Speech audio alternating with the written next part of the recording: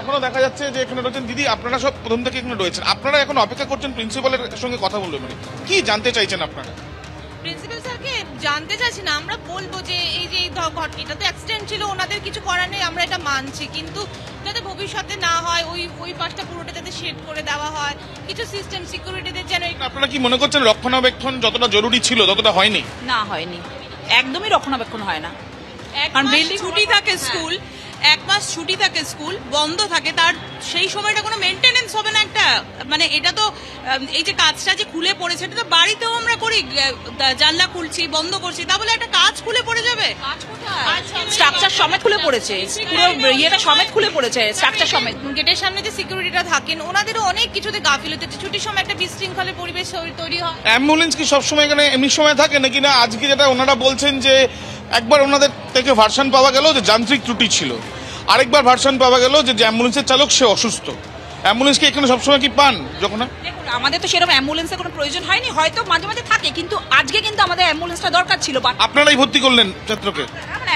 একজন টিচার গেছিলেন, সবাই ছিলাম সামনে, হ্যাঁ। একজন টিচার স্কুল থেকে একজনই টিচার গেছিলেন, উনি ফার্স্টে বাচ্চাটাকে হুইল চেয়ারে করে যখন নিয়ে যাচ্ছে, বাচ্চাটা পুরো এরা মাথাটা না নুয়ে পড়েছে, এখান দিয়ে রক্ত দিচ্ছে। এবার স্বাভাবিক রক্ত দেখলে তো আমরা সবাই একটু ভয় পেয়ে যাই।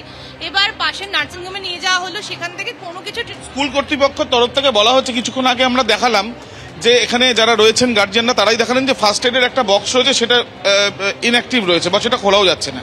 স্কুল বলছে এটা ফার্স্ট এড বক্স না, ফার্স্ট এড বক্স ওপরেই রয়েছে।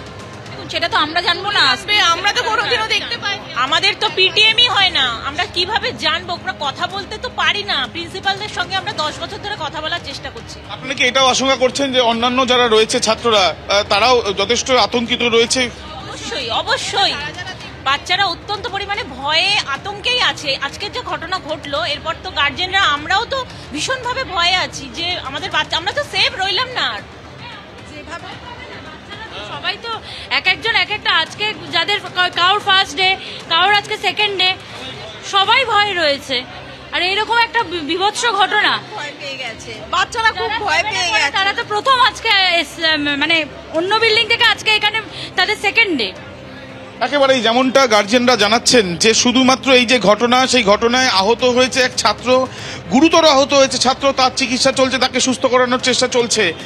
অন্যদিকে অন্যান্য ছাত্ররা বা অন্যান্য যারা এখানে স্টুডেন্ট তারা কিন্তু ব্যাপকভাবেই আতঙ্কিত বা ভয় পেয়েছে, এমনটাই জানাচ্ছেন তাদের অভিভাবকরা। এবং তারা বলছেন যে সুনিশ্চিত করতে হবে এই ধরনের ঘটনা যেন না ঘটে, আর এই ধরনের পরিস্থিতিতে যেন দ্রুততার সাথে অ্যাম্বুলেন্স পাওয়া যায়। কেন পাওয়া যাচ্ছে না, কেন বিভিন্ন রক্ষণাবেক্ষণের খাতে টাকা নেওয়া হচ্ছে, অ্যাম্বুলেন্সের জন্য টাকা নেওয়া হচ্ছে, কিন্তু তারপরেও যখন প্রয়োজনীয়তা তখন সেটা পাওয়া যাচ্ছে না কেন?